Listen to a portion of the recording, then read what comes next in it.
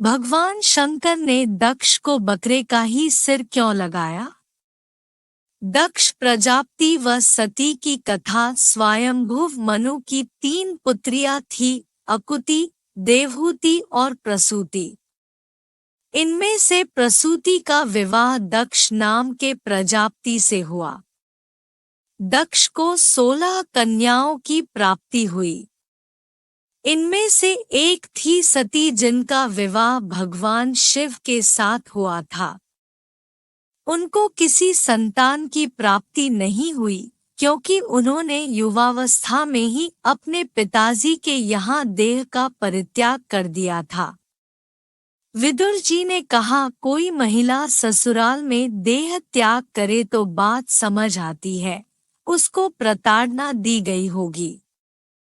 लेकिन पिता के घर में आत्महत्या कर ले, ये बात समझ में नहीं आती। मैत्रेय जी कहते हैं, एक बार देवताओं की बड़ी सभा लगी हुई थी। दक्ष जो सती के पिता है, उस सभा के सभापति थे। दक्ष जब सभा में आए, सभी लोग उठकर खड़े हो गए। 2 लोग उठकर खड़े नहीं हुए। ये थे भगवान शंकर और ब्रह्मा जी। दक्ष द्वारा शिव जी का अपमान। दक्ष ने सोचा, चलो ब्रह्मा जी तो पिता है, वे खड़े नहीं हुए तो क्या हुआ, पर शंकर जी तो दामाद है और दामाद पुत्र के समान होता है। दक्ष ने सोचा, मेरे आने पर ये खड़ा नहीं हुआ, ये कितना उद्दंड है। मैंने तो अपनी मृगनयनी बेटी का विवाह इस मरकटलोचन के साथ कर दिया, इसको तो कोई सभ्यता शिष्टाचार ही नहीं। इस तरह से दक्ष ने भगवान शिव को बहुत अपशब्द बोले और खूब गाली गलौज की। अब प्रश्न उठता है, दक्ष की सभा में शिवजी उसके सम्मान के लिए क्यों नहीं उठे? तो इसका उत्तर है, शिवजी का उद्देश्य दक्ष का अपमान करना नहीं था। वे तो भगवान के ध्यान में ऐसे निमग्न बैठे थे कि उनको पता ही नहीं लगा दक्ष कब आया। जब दक्ष गाली देने लगा तब उनका ध्यान टूटा। तब उन्होंने देखा दक्ष अत्यंत क्रोधित होकर उन्हें गाली दे रहा है। यही है आत्मनिष्ठ महापुरुष की पहचान। अगर अनजाने में कोई मर्यादा का उल्लंघन हो जाए तो उसके परिणाम स्वरूप समाज तो कुछ न कुछ बोलेगा ही। उनके बोलने पर भी महापुरुष की कोई प्रतिक्रिया नहीं होती। इसी तरह यहाँ भी दक्ष गाली दे रहा है। शिवजी अपने ध्यान में बैठे हैं, उनके ऊपर कोई प्रभाव नहीं, न ही उन्होंने कोई जवाब दिया। जब दक्ष ने देखा कि उसकी गाली देने के बाद भी शिवजी पर कोई प्रभाव नहीं पड़ रहा है, तब उसने हाथ में जल लेकर शाप दे दिया, आज के बाद किसी यज्ञ में तुम्हारा हिस्सा नहीं होगा। भगवान शिव तब भी कुछ नहीं बोले। दक्ष ऐसा श्राप देकर सभा से चला गया। नंदीश्वर द्वारा दक्ष को श्राप, उसके बाद नंदीश्वर को क्रोध आ गया। उन्होंने दक्ष को श्राप दे दिया, मेरे आराध्य को अकारण श्राप दिया। तो इतनी देर से मैं कर रहा है, मैं शिव का ससुर हूँ, मैं सभापति हूँ। अगले जन्म में इसको बकरे का जन्म मिलेगा, फिर जीवन भर मैं करेगा। ये बात हम सबके लिए है। यदि हम ज्यादा मैं करते हैं तो अगला जन्म किसका मिलेगा?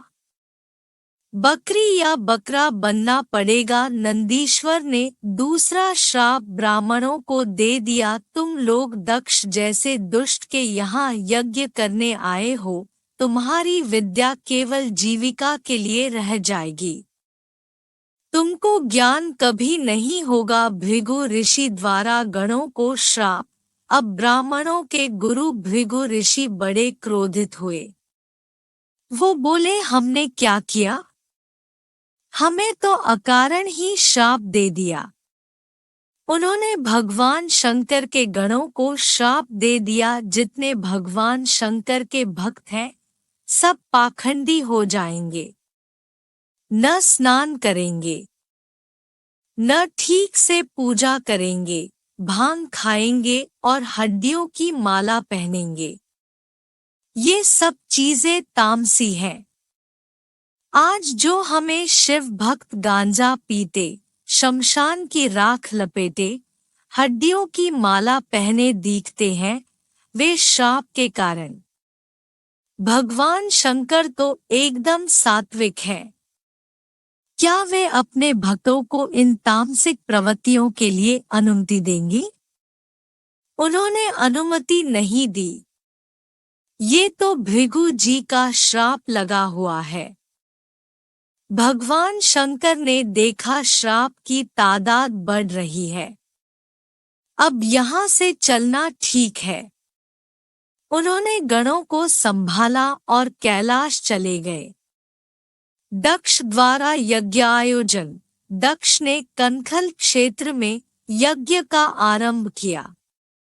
उसने ऐसा दुराग्रह किया कि यज्ञ में मैं विष्णु की तो पूजा करूंगा पर शिव जी की नहीं।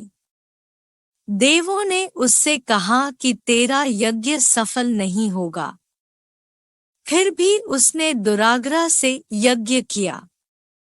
इस तरह दक्ष ने भगवान विष्णु, ब्रह्मा जी और देवराज इंद्र को निमंत्रण दिया पर शिव जी को निमंत्रण नहीं दिया। सती एवं शिवजी संवाद।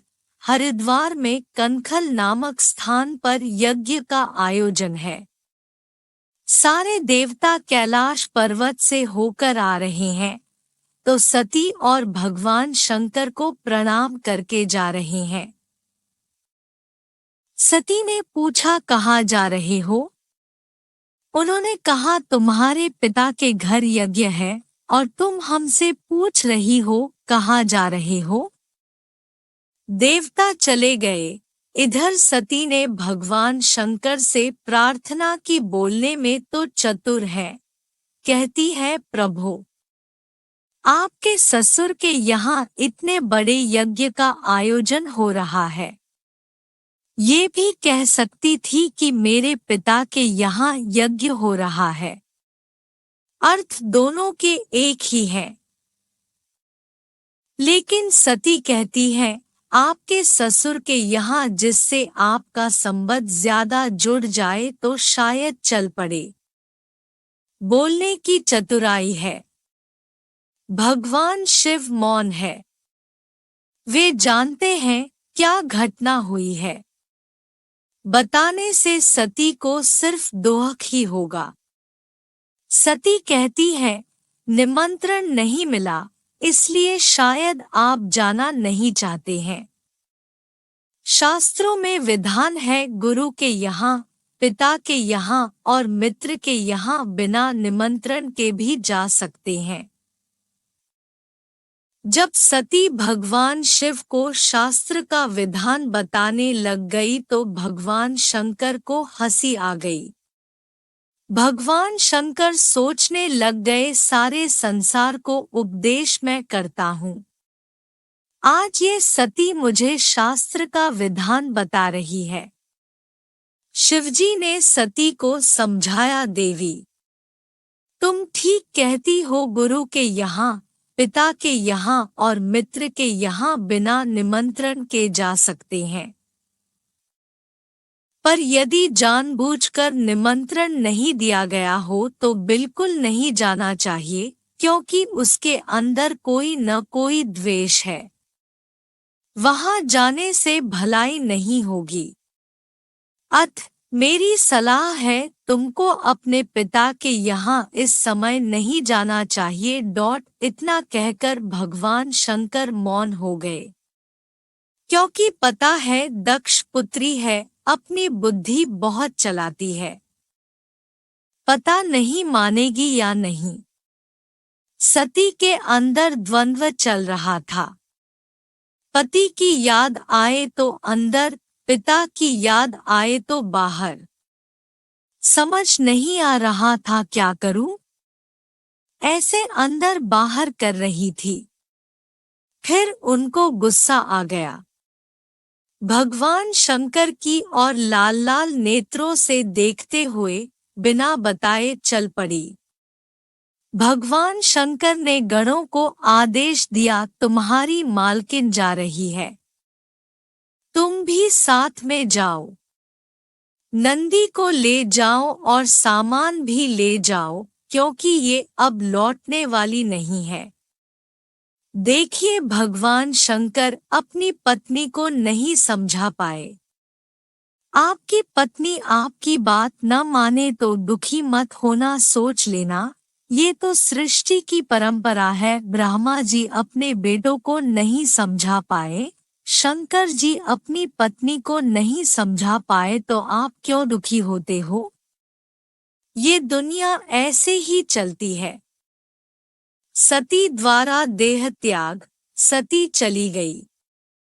भगवान शंकर को कोई चिंता नहीं, वे ध्यान में बैठ गए। अपने पिता दक्ष के यहाँ जाकर सती ने देखा भगवान शंकर का कोई हिस्सा व स्थान नहीं था। भगवान शिव का अपराध किया गया है, यह सोचकर सती जी को क्रोध आया और उन्होंने अपने पिता से कहा, मूर्ख पिता, क्या महादेव जैसे देवता दुनिया में है? सती ने कहा, दक्ष, तुमको छोड़कर इस विश्व में कौन ऐसा व्यक्ति होगा जो शिव का विरोधी होगा? कोई विष्णु का विरोधी हो सकता है, ब्रह्मा का विरोधी हो सकता है, पर शिव का विरोधी तो रावण भी नहीं था, कुंभकर्ण भी नहीं था, जरासंध भी नहीं था, हिरण्यकशिपु भी नहीं था। ये सब शिव भक्त थे। शिव इतने दयालु, इतने कृपालु हैं कि अपने भक्तों के लिए अपना सब कुछ दे देते हैं, अपना भी ध्यान नहीं रखते। तुमने उनका विरोध किया। शास्त्र में लिखा है, जहाँ गुरु का और भगवान का विरोध हो रहा है, तो कानों में उंगली लगाकर वहां से चले जाओ। जो सुनेगा और विरोध नहीं करेगा, उसको भी पाप का भागी बनना पड़ता है। सती कहती है, मैं तेरी जीभ तो नहीं काट सकती, पर अब मैं लौटकर कैलाश भी नहीं जा सकती। शिव तो परम दयालु है, वे तो स्वीकार कर लेंगे, परंतु दुष्ट दक्ष, ये शरीर तेरा दिया हुआ है। तेरे जैसे दुष्ट के दिए शरीर से मैं वहां नहीं जा सकती। वो मुझे दक्षपुत्री कहकर बुलाएंगे तो मेरे लिए मरने के समान हो जाएगा। इसके बाद सती ने भगवान शिव का ध्यान किया और यज्ञ की उत्तरी दिशा में बैठकर योग के माध्यम से अग्नि को प्रकट किया और अपने शरीर को भस्म कर दिया। अब तो हाहाकार मच गया। शिवजी के रुद्र यज्ञ का विध्वंस करने लगे। भृगु जी ने देवताओं को प्रकट किया और रुद्रगणों को मार मार कर भगा दिया। शिव जी द्वारा वीरभद्र को यज्ञ विध्वंस की आज्ञा। ये समाचार जब नारद जी को मिला, नारद जी ने भगवान शिव को बताया, प्रभु, सती की ये दशा हुई है। अब भगवान शिव को रोष आया।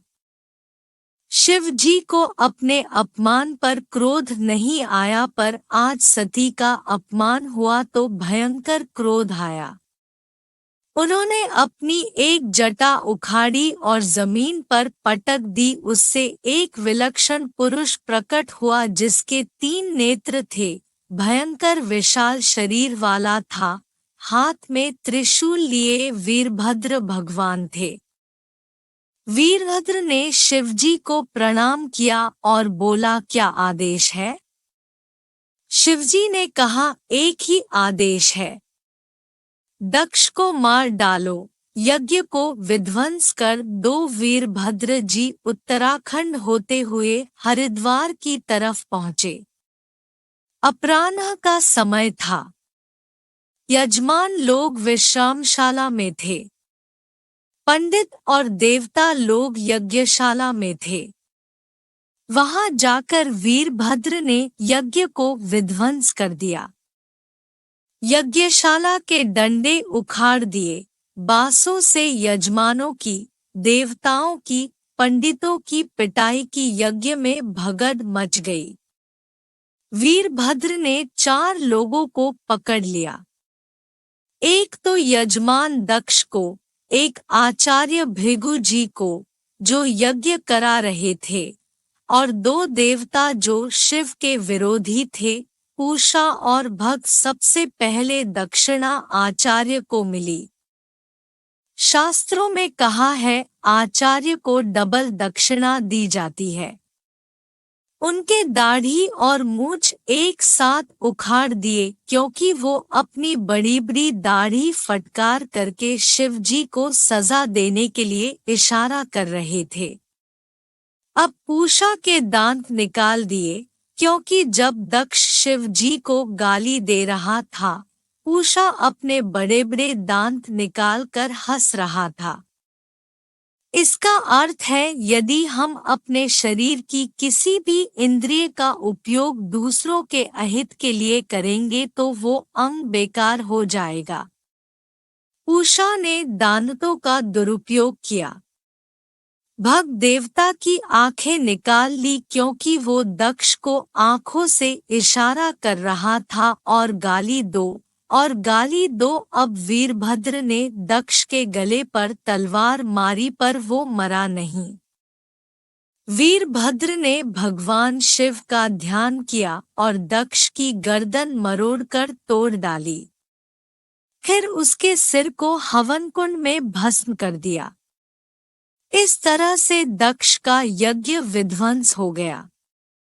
विध्वंस इसलिए हुआ क्योंकि ये यज्ञ धर्म की दृष्टि से नहीं था, ये तो शिव जी के अपमान के लिए था। यहाँ सीखने की बात है, यदि किसी कार्य का आरंभ गलत भाव रखकर किया जाए तो वह कार्य सफल नहीं होता है। ऐसे बहुत से काम होते हैं, बाहर से दिखाई देगा जैसे ये धर्म का काम हो रहा है, पर उनका उद्देश्य गलत होने से वो अधर्म का काम होता है।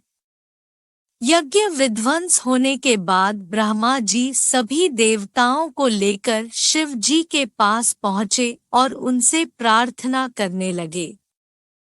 भगवान शंकर के पिता है ब्रह्मा जी। शिव जी बोले, पिताजी आप प्रार्थना मत करिए, आप आज्ञा करिए, क्या करना है? ब्रह्मा जी ने कहा, देखो यजमान को जीवित कर दो। दक्ष यज्ञ पूरा किए बिना मर गया है। भृगु जी की दाढ़ी मूछ अभी तक नहीं आई है, उनको दाढ़ी मूछे आ जाए, ऐसी व्यवस्था कर दो। पूषा को दांत मिल जाए, भग देवता को आंखें मिल जाए। बस हम इतना ही मांगते हैं। भगवान शिव हमेशा अपनी मस्ती में रहते हैं। बोले, अभी कर देता हूँ, इसमें कौन सी बड़ी बात है। अपने एक गण को बोला, किसी बकरे का सिर काट कर ले आओ। बकरे का सिर ही क्यों मंगाया? हाथी का, शेर का, किसी का भी मंगा लेते। भगवान शिव ने सुना था कि नंदीश्वर ने दक्ष को श्राप दिया है कि अगले जन्म में ये बकरा बनेगा। भगवान शिव ने सोचा, अगले जन्म में क्यों, इसी जन्म में बना देता हूँ। बकरे का सिर मंगाया और दक्ष के शरीर में जोड़कर उसे जीवित कर दिया। दक्ष जीवित हो गया। उसने भगवान की स्तुति की और क्षमायाचना की। सती जी का पुनर्जन्म। सती माता ने फिर से पार्वती के रूप में जन्म लिया। फिर कठिन साधना की और भगवान शिव के साथ उनका विवाह हुआ। अब उनकी बुद्धि अडोल थी। सती जी अब पार्वती रूप में अपनी ज्यादा बुद्धि नहीं लगाती है। वे जानती है जो पहले हुआ वो ज्यादा बुद्धि लगाने के कारण हुआ।